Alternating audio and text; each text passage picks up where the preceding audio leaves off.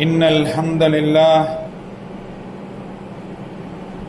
نحمده ونستعينه ونستغفره ونعوذ بالله من شرور أنفسنا ومن سيئات أعمالنا من يهده الله فلا مضل له ومن يضلل فلا هادي له أشهد أن لا إله إلا الله وحده لا شريك له وأشهد أن محمدا عبده ورسوله يا أيها الناس اتقوا ربكم الذي خلقكم من نفس واحدة وخلق منها زوجها وبث منهما رجالا كثيرا ونساء واتقوا الله الذي تساءلون به والأرحام إن الله كان عليكم رقيبا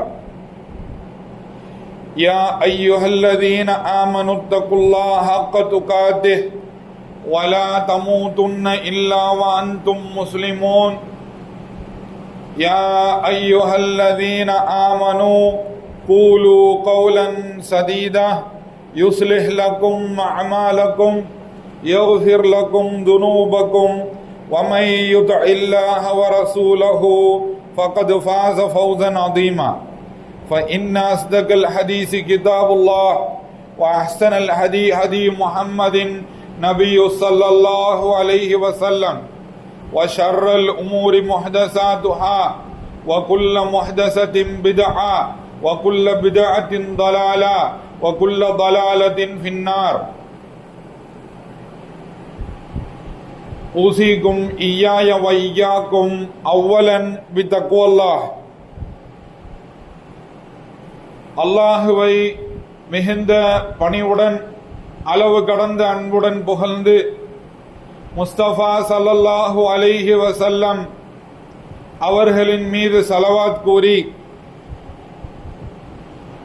மேலும் அவரது குடும்பத்தின் மீதும் அவரை எல்முனை பிசகாமல் பின்பற்றிய சத்திய சஹாபாக்கள், தாபீன்கள், தபா தாபீன்கள், தபோல் அத்பா என்று இன்று வரை மார்க்கத்தை மேலோங்கச் செய்து கொண்டிருக்கும் உலமாக்கள் மீதும் மாணவர்கள் மீதும் அதை கற்று பின்பற்றி கொண்டிருக்கக்கூடிய என் மீதும் உங்கள் மீதும் முஸ்லீமாக இப்புவியில் வாழ்ந்து கொண்டிருக்கக்கூடிய ஒவ்வொரு முஸ்லிமான ஆணின் மீதும் பெண்ணின் மீதும் அல்லாஹினுடைய வற்றா கிருபையும் கருணையும் நின்று நிலவுவதாக என்று பிரார்த்தித்தவனாக, முதலாவதாக எனக்கும் பிறகு உங்களுக்கும் உலக முஸ்லிம்களுக்கும் இத்தகுல்லாஹ், அல்லாஹுவை அஞ்ச வேண்டிய முறைப்படி அஞ்சிக் கொள்வோமாக என்று உபதேசத்தை முன்வைத்து இந்த ஹுத்பாவின் வாயிலாக உங்களுடன் ஒரு சில விஷயங்களை பகிர்ந்து கொள்கின்றேன். அல்லாஹ் சுப்ஹானஹு வ தஆலா இந்த வானத்தையும் பூமியையும் படைத்து அவற்றில் பல்வேறு அருட்கொடைகளை ஏற்பாடு செய்து அதில் மனிதனை தன்னை வணங்குவதற்காக, மனித மற்றும் ஜின்னினத்தை தன்னை வணங்குவதற்காக படைத்திருக்கிறான். மனிதனுடைய ஒவ்வொரு செயலும் அல்லாஹுக்காக அவனுடைய திருப்தியை பெறக்கூடிய வணக்கமாக இருக்க வேண்டும், இபாதத்தாக இருக்க வேண்டும். இபாதத்தை பற்றி இப்னு தைமியா ரஹ்மத்துல்லாஹி அலைஹி அவர்கள் கூறுகையில், இபாதத் என்பது ஒரு கூட்டு பெயர் சொல்லாகும். இபாதத் என்பது ஒரு கூட்டு பெயர் சொல்லாகும். அது எதையெல்லாம் அல்லாஹ் விரும்புகின்றானோ, எதையெல்லாம் அல்லாஹ் விரும்புகின்றானோ, எதையெல்லாம் அல்லாஹ் பொருந்திக் கொள்கிறானோ, மனித செயல்களிலிருந்து எதையெல்லாம் அல்லாஹ் விரும்புகிறானோ, எதையெல்லாம் அல்லாஹ் பொருந்திக் கொள்கிறானோ அவை அனைத்தும் இபாதத்தாகும். என்பதாக கூறி காட்டினார்கள். இந்த இபாதத் என்பது அல்லாஹ்வுக்காக செய்யப்பட வேண்டிய ஒன்று, அல்லாஹ்வுக்காக மட்டும் செய்யப்பட வேண்டிய ஒன்று, அல்லாஹ்வுக்காக மட்டும் செய்யப்பட வேண்டிய சில முக்கியமான செயல்களுக்கும் சில முக்கியமான அசைவுகளுக்கும் இபாதத் என்று ஃபிக்ஹுகளை அறிஞர்கள் கூறுகின்றன. அதாவது நாம நிற்கக்கூடிய தொழுகையில நாம நிற்கக்கூடிய கியாமாக இருக்கட்டும், நாம செய்யக்கூடிய ருக்குவாக இருக்கட்டும், நாம செய்யக்கூடிய சுஜூதாக இருக்கட்டும், தொழுகையினுடைய ஒவ்வொரு இருப்பும் ஒவ்வொரு அசைவும் அல்லாஹ்வுக்காக மட்டும் செய்யப்பட வேண்டும். என்னுடைய தொழுகை அல்லாஹ்வுக்காக மட்டும் இருக்க வேண்டும். என்னுடைய தொழுகையில் நான் ஓதக்கூடிய வசனங்கள் நான் அல்லாஹுவை நினைத்து அல்லாஹ்வுடைய புகழ் பாடுவதற்காக, அல்லாஹுவை சங்கைப்படுத்துவதற்காக, அவனுடைய மகத்துவத்தை உணர்ந்ததாக இருக்க வேண்டும். எப்படி சூரத்துல் ஃபாத்திஹாவை பற்றி அல்லாஹ் சுப்ஹானஹு வ தஆலா ஹதீஸு குதுஸியிலே கூறுகிறானே, அது போன்று இது எனக்கும் என்னுடைய அடியானுக்கும் மத்தியிலாக இரு பாதிகளாக பிரிக்கப்பட்டுள்ள இந்த சூரா. இதில் முதல் பகுதியில் அல்லாஹுவை நாம் புகழ்கின்றோம். அல்ஹம்துலில்லாஹி ரப்பில் ஆலமீன் அர் ரஹ்மானிர் ரஹீம் மாலிகி யௌமித்தீன் என்று, இய்யாக நஅ்புது வ இய்யாக நஸ்தஈன் என்பது அல்லாஹுவுக்கும் நமக்கும் உள்ள உறவு, தொடர்பு, இது யதார்த்தம். இதை பற்றி இப்னுல் கய்யிம் அல் ஜௌஸி ரஹ்மத்துல்லாஹி அலைஹி அவர்கள் கூறுகையில், இய்யாக நஅ்புது வ இய்யாக நஸ்தஈன் என்பது ஷிஃபா என்பதாக கூறி காட்டுகிறார்கள். நமக்கு இருக்க அனைத்து பிரச்சனைகளுக்கும், நமக்கு இருக்கிற அனைத்து கவலைகளுக்கும், அனைத்து பயங்களுக்கும், அனைத்து விஷயங்களுக்கும், நாம் சந்திக்கக்கூடிய ஒவ்வொரு விஷயத்துக்கும் தீர்வு இய்யாக நஅ்புது வ இய்யாக நஸ்தஈன், அவனை மட்டும் வணங்குவது, அல்லாஹுவை மட்டும், உன்னை மட்டும் நாங்கள் வணங்குகிறோம், உனக்கு மட்டுமே நாங்கள் அடிமையாக வாழ்கிறோம், உன்னிடம் மட்டுமே எல்லா விதமான உதவியையும் தேடுகிறோம் என்று அவனிடம் மன்றாடுவது. இதில்தான் நமக்கு நிவாரணி இருக்கிறது. இந்த உலகத்தில் உள்ள எல்லா வியாதிகளுக்கும் நிவாரணி இய்யாக நஅ்புது வ இய்யாக நஸ்தஈன்.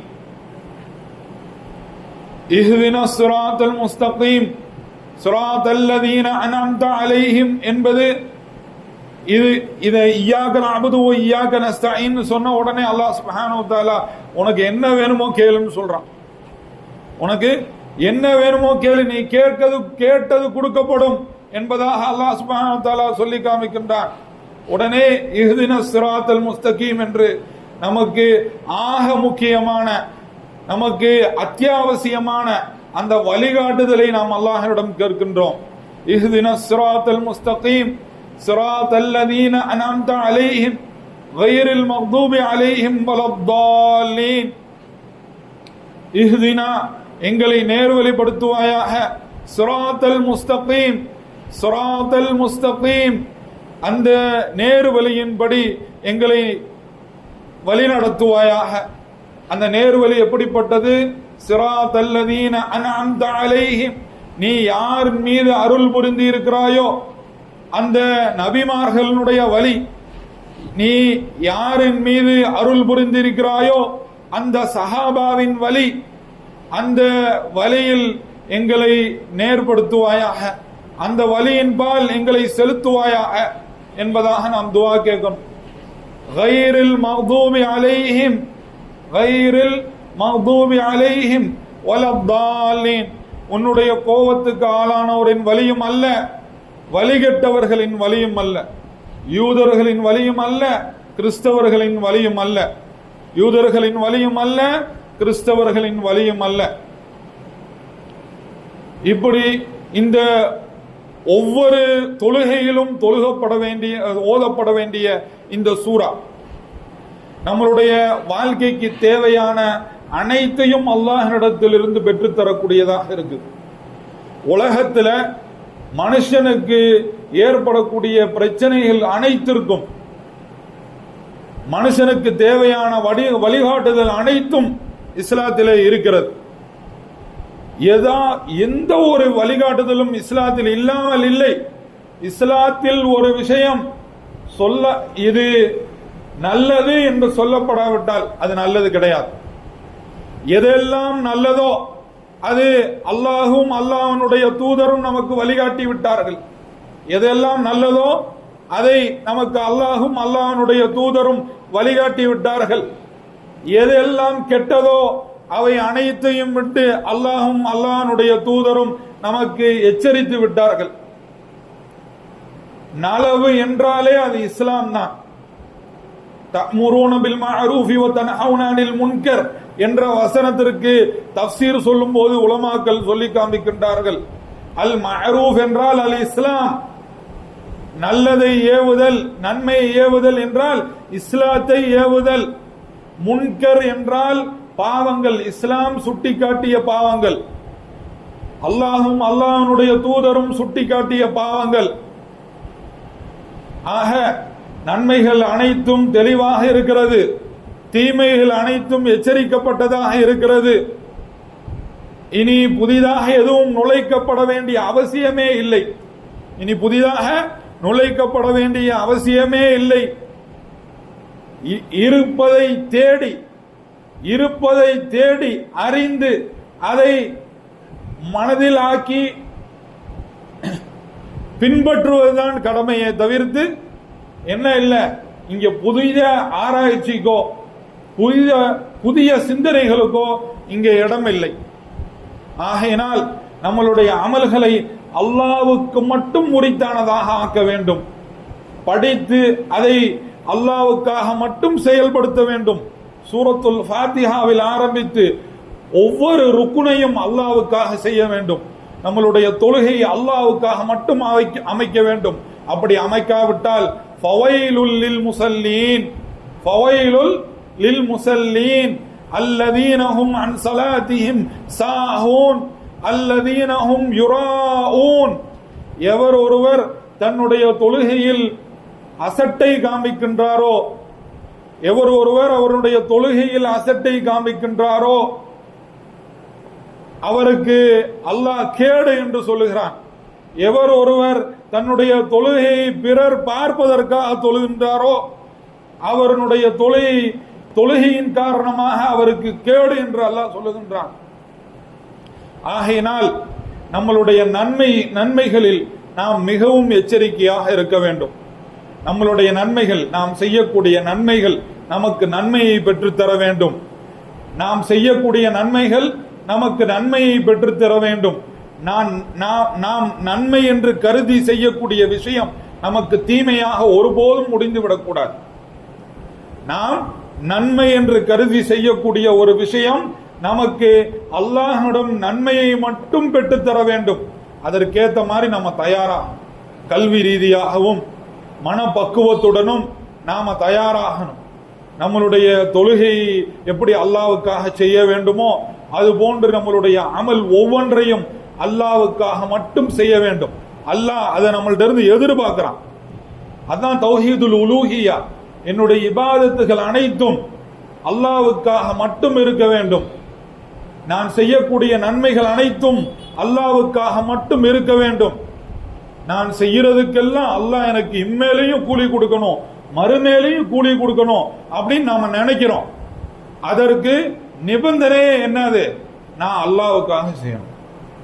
முதல் நிபந்தனை என்னது? நான் செய்யக்கூடிய ஒவ்வொன்றையும் நான் அல்லாஹ்வுக்காக செய்யணும்.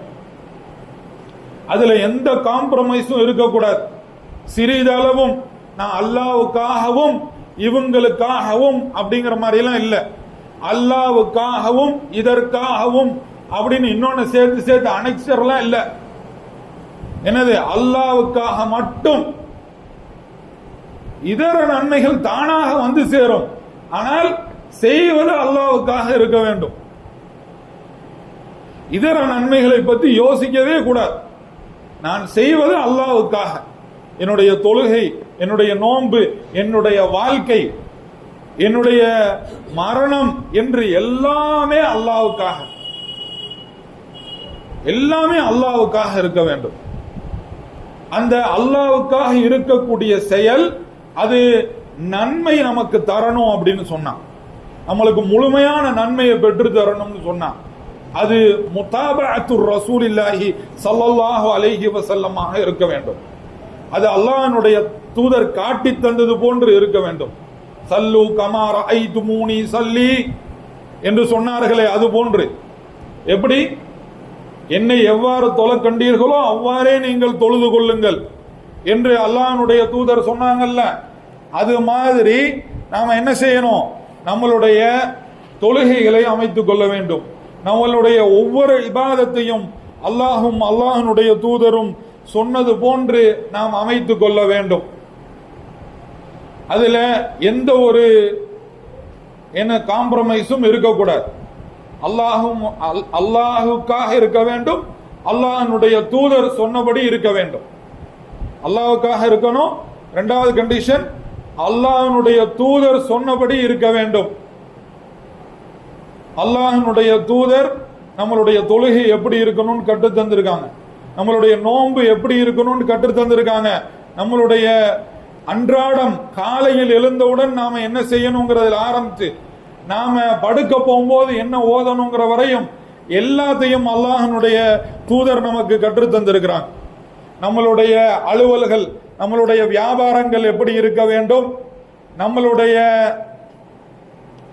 ஒவ்வொரு விஷயமும், நம்மளுடைய வீட்டில் நாம் எப்படி இருக்க வேண்டும், நாம வெளி வீதியில் நாம் எப்படி நடக்க வேண்டும், பாதையில் நாம் நிற்பதாக இருந்தால் எப்படி நிற்க வேண்டும் என்பது போன்று அல்லாஹ்வுடைய தூதர் வழிகாட்டாத விஷயமே கிடையாது. அல்லாஹ்வுடைய தூதர் நமக்கு வழிகாட்டாத எந்த ஒரு விஷயமும் கிடையாது. ஆகையினால நாம அல்லாஹ்வுடைய தூதரை எல்லா விஷயத்திலும், ஆடை விஷயத்திலிருந்து மிக முக்கியமான முடிவுகள் வரை அனைத்து விஷயத்திலையும் அல்லாஹுவையும் அல்லாஹ்வுக்காகவும் அல்லாஹ்வுடைய தூதரினுடைய முன்மாதிரியை கொண்டும் நாம் செயல்பட வேண்டும். இதுதான் தௌஹீதுல் இபாதா. இதுதான் என்னது? தௌஹீதுல் இபாதா. அல்லாஹ்வுக்காக செய்யறது, ரசூல் ஸல்லல்லாஹு அலைஹி வஸல்லம் சொல்லி கொடுத்த மாதிரி செய்யறது. அல்லாஹ் சுப்ஹானஹு வ தஆலா நம் அனைவரையும் இந்த தௌஹீதின் அடிப்படையில் நம்மளுடைய செயல்களை அமைத்துக் கொள்ளக்கூடிய நன்மக்களாக, நபி ஸல்லல்லாஹு அலைஹி வஸல்லம் அவர்களுடைய முன்மாதிரியின் அடிப்படையில் நம்மளுடைய வாழ்க்கையை அமைத்துக் கொள்ளக்கூடிய நன்மக்களாக ஆக்கியருள்வானாக என்று பிரார்த்தித்தவனாக குதுபாவினுடைய முதல் பகுதியை நிறைவு செய்கின்றேன். வாஹிர் தவானா அல்ஹம்துலில்லாஹி ரப்பில் ஆலமீன்.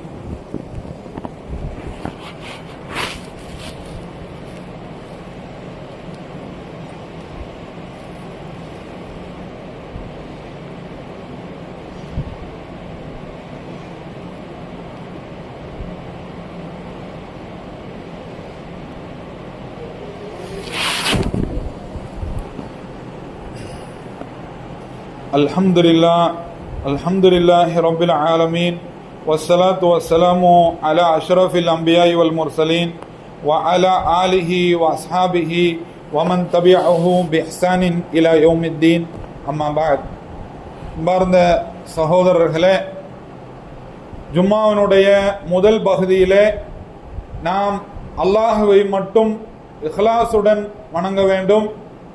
அதில் முஸ்தபா ஸல்லல்லாஹு அலைஹி வஸல்லம் அவர்களுடைய முன்மாதிரி நிபந்தனையாக இருக்கிறது என்ற அமல்கள் ஏற்றுக்கொள்ளப்படுவதற்கான இரு நிபந்தனைகளை பற்றி பேசினோம். இதுதான் நம்மளுடைய வாழ்க்கையின் நோக்கம் அப்படிங்கிறதையும் பதிவு செஞ்சோம். இப்படி நமக்கு பல்வேறு இபாதாத்துகள் நமக்கு பட்டியலிடப்பட்டு வழிகாட்டப்பட்டு இருக்கின்றது. கிதாபு தௌஹீத் அப்படிங்கிற புத்தகத்தை எடுத்து நம்ம படித்தோம் அப்படின்னு சொன்னோம்னா அதில் பல்வேறு இபாதாத்துகள் நமக்கு என்ன செய்யப்பட்டிருக்கு, பட்டியலிடப்பட்டிருக்கிறது. அதில் நம்ம என்ன செய்யலாம், ஒவ்வொரு இபாதத்தாக நாம இன்னைக்கெல்லாம் படிக்கலாம். அந்த அளவுக்கு இபாதாத்துகளை பற்றி ஒரு தெளிவான உரை நமக்கு சொல்லிக் கொடுக்கப்பட்டிருக்கின்றது. இதுல நபி ஸல்லல்லாஹு அலைஹி வஸல்லம் அவர்கள் தொட்டு ஆதமிலிருந்து நபி ஸல்லல்லாஹு அலைஹி வஸல்லம் அவர்கள் வரை, நபி ஸல்லல்லாஹு அலைஹி வஸல்லம் அவர்களிலிருந்து சஹாபாக்கள் தொடர்ந்து எல்லோரும் அத்துணை நன்மைகள் செய்தார்கள். தௌஹீதை புரிந்தவர்களாக இருந்தார்கள். நபியின் வழிகாட்டுதலையே அப்படியே செயல்படுத்தினார்கள். இன்னைக்கு நபியினுடைய வழிகாட்டுதலை படிக்க நம்மளிடத்துல நேரம் இல்லாத அவலம். இன்னைக்கு நம்மள்ட நபி அவர்களுடைய வழிகாட்டுதலை படிப்பதற்கு நேரம் இல்லாத அவலம். இன்னைக்கு நபி அவர்களை படித்து, நபி அவர்களுடைய வழிகாட்டுதலை படித்து அதை செயல்படுத்த வேண்டும் என்ற காலம் போய் இன்னைக்கு நம்மளுடைய பரிதாபமான நிலை என்னவென்றால், நாம் செய்யக்கூடிய பாவங்களை கூட நன்மையாக கருதுகிறோம். நாம் செய்யக்கூடிய பாவங்களை கூட இதெல்லாம் தப்பு கிடையாது அப்படிங்கிற மாதிரி என்ன செய்கிறோம், நன்மையாக கருதுகிறோம். அந்த அளவுக்கு இந்த சமூகத்தில் சீர்கேடு தலை தூக்கி ஆடுகின்றது. அல்லாஹ் நம்மளை காப்பாற்றி இருக்கிறான் என்றால் அல்ஹம்துலில்லாஹ். இல்ல நாமே அசை போட வேண்டியது இருக்கிறது. என்னுடைய அமல் எப்படி இருக்கிறது, என்னுடைய அமல்களில் ஒவ்வொன்றும் அல்லாஹ்வுடைய தூதரின் வழிகாட்டுதலின்படி இருக்கிறதா, இல்ல நானா உன்னை கற்பனை செய்து இது இப்படிதான் அல்லாஹ்வுடைய தூதர் சொல்லியிருப்பாங்க அப்படின்னு நான் கற்பனை செய்து என்னை நானே ஏமாற்றி கொண்டு இருக்கிறேனா என்பதை நாம் யோசித்து பார்க்க வேண்டும். ஆக நம்மளுடைய நன்மை நமக்கு நன்மையாக அமையணும் அப்படின்னு சொன்னா நாம என்ன செய்யணும், கல்வி கற்பது கட்டாய கடமை. என்ன, நாம கல்வி கற்பது கட்டாய கடமை. ஒவ்வொரு முஸ்லீமும் கல்வி கற்கணும். எழுத படிக்க தெரிஞ்ச, எழுத படிக்க தெரியாத அனைத்து முஸ்லீமும் எந்த ஒரு பாகுபாடும் இன்றி தன்னால் என்ன இயலுமோ அதை அல்லாஹ்வுடைய மார்க்கத்திலிருந்து கற்பது கட்டாய கடமை. எனக்கு தெரியாது அப்படின்னு சொல்லி தப்பிக்க முடியாது. எல்லாம் பேச்சு வாயிலாக இன்னைக்கு சொல்லப்படுகிறது, அவரவருடைய மொழியிலே சொல்லப்படுகிறது, அவரவருடைய போன் கைபேசி வரையில் மார்க்கம் கொண்டு வந்து சேர்க்கப்படுகிறது என்ற பொழுது எனக்கு என்ன செய்ய முடியாது, எனக்கு எழுத படிக்க தெரியாது, எனக்கு மார்க்கம் வந்து சேரல, எனக்கு யாரும் வந்து சொல்லல அப்படின்னு சொல்லி யாரும் சொல்ல முடியாது. ஆகையினால எல்லோரும் மார்க்கத்தை அதனுடைய தூய வடிவில் கற்றுக்கொள்வது கட்டாய கடமை. இதுல நான் தெரியாம இருந்துட்டேன், என்னை அல்லாஹ் மன்னிக்கணும் அப்படின்னு சாக்கு போக்கு சொல்ல முடியாது. நம்மளுடைய சக்திக்கு மீறி அல்லாஹ் நம்மளை சோதிக்க மாட்டான். ஆனா என்ன செய்யணும், நாம கண்டிப்பாக கற்பது கட்டாய கடமை. நாமளா கற்பனை பண்ணி இபாதத்துகளை செய்யக்கூடாது. நம்மளுடைய இபாதத்துகள் நம்மளுடைய சுய அறிவின் அடிப்படையில் செய்யப்படக்கூடாது, ஆதாரத்தின் அடிப்படையில் செய்யப்பட வேண்டும். ஆதாரத்தின் அடிப்படையில் குர்ஆன்ல அல்லாஹ் சொல்லியதுக்கு மாதிரி தொழுகையை நிலைநாட்டுங்கள், நோன்பு உங்கள் மீது கடமையாக இருக்கிறது, ஜகாத்தை கொடுங்கள் என்று அல்லாஹ் என்னவெல்லாம் வழிகாட்டி இருக்கிறானோ, இரவில் ஒரு பகுதியை வணக்கத்தில் கழியுங்கள், குர்ஆனை விட்டு பாராமுகமாக இருக்காதீர்கள் என்று என்னவெல்லாம் வழிகாட்டுதல் இருக்கிறதோ அவை அனைத்தையும் நாம் செயல்படுத்த வேண்டும். அதை நபி அவர்களின் வழியில் செயல்படுத்த வேண்டும். இதுக்கு படிக்கணும், படிக்காம இருக்கக்கூடாது. நாமளா யோசிச்சு செய்யறது அது சூஃபியத், அது ஜஹாலத். நாமளா இப்படிதான் இருக்கும் இஸ்லாத்துல, எனக்கு தெரிஞ்ச வரையும் இதுதான் இஸ்லாம் அப்படிங்கிற அடிப்படையில் செய்யறது அது வழிகேடு. இதற்கு இஸ்லாத்துல இடமே இல்லை. ஏன்னா நாம ஹதீசுகள்ல பார்க்கிறோம், என்னது, அல்லாஹ்வுடைய தூதரிடம் ஒரு கிராமத்து நபர் வருகிறார், கிராமத்தால் வர அராபியிலிருந்து வர்றாங்க, வந்து என்ன செய்யறாங்க, அல்லாஹ்வின் தூதரே நான் என்ன செய்யணும் சொல்லுங்க. அப்பதான் புனியல் இஸ்லாம் அலா ஹம்ஸ், இந்த 5 விஷயத்தை நீங்க செய்யணும் அப்படின்னு அவருக்கு வழிகாட்டுதல் கொடுக்கப்படுகிறது. அப்போ எல்லோரும் அல்லாஹ்வுடைய தூதரின் வழிகாட்டுதலுக்கு உட்பட்டு மார்க்கத்தை பின்பற்ற வேண்டும். யாரும் இதுல விதிவிலக்கு இல்லை. நான் நன்மை செய்கிறேன் என்று சொல்லி கற்பனையில் இபாதத் செய்யக்கூடியவர்களுக்கு தண்டனை இருக்கிறது. தங்களுடைய சுய கருத்துக்களை வைத்து இபாதத் செய்யக்கூடியவர்களுக்கு என்ன இருக்குது, தண்டனை இருக்கிறது. நாமெல்லாம் நன்மைன்னு நினைச்சு செய்யக்கூடியதெல்லாம் நமக்கு நன்மையாக மாறணும்னா நம்மளுடைய கல்வி ஆதாரத்தின் அடிப்படையில் இருக்க வேண்டும். குர்ஆன் நான் தொழுகிறேன்னா இந்த ஆயத்துல சொல்லியிருக்கான் அல்லாஹ் தொழுக சொல்லி, அதனால நான் தொழுகிறேன். இந்த ஆயத்து இந்த ஹதீஸ்ல அல்லாஹ்வுடைய தூதர் எப்படி தொழுகணும்னு சொல்லி இருக்கிறாங்க எனக்கு, அதனால அந்த அதே மாதிரி நான் தொழுகிறேன் அப்படின்னு சொல்லி என்ன செய்யணும், அந்த ஆதாரங்களை முன்வைத்து நம்மளுடைய இபாதத்துகளை அமைத்துக் கொள்ள வேண்டும். அதற்கு அந்த அமல்களை தான் அல்லாஹ் ஏற்றுக்கொள்வான். அந்த அமல்களுக்கு தான் அல்லாஹ் நிரம்ப கூலி கொடுப்பான். இதற்கு மாற்றமாக நம்மளுடைய இபாதத்துகள் இருக்குமே ஆனால், இதற்கு மாற்றமாக நம்மளுடைய செயல்கள் இருக்குமே ஆனால் அது பாவத்தை நமக்கு ஈட்டி தரும். அது பிதஅத்தில் கொண்டு போய் நிறுத்தும், வழிகேட்டில் கொண்டு போய் நிறுத்தும். அல்லாஹ் சுப்ஹானஹு வ தஆலா அத்தகைய வழிகேடுகளை விட்டு, அத்தகைய பாவங்களை விட்டு நம்மை காப்பாற்றுவானாக.